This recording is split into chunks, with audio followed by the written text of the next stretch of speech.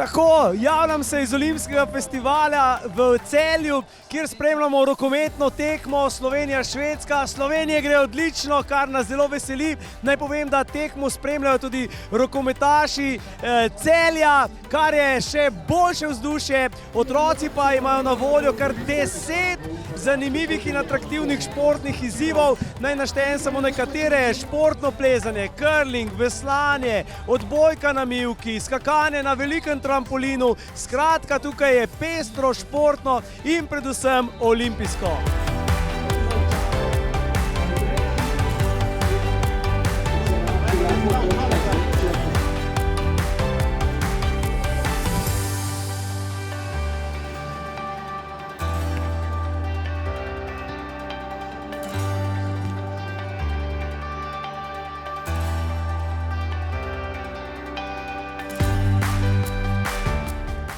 Skakal sem na trampolinu, pa delal sem nekaj 10 izzivov za sladoled, pa sem tam neko vprašanje imel, pa sem odgovoril prav, pa sem dobil neko vrečko s sladkarijami.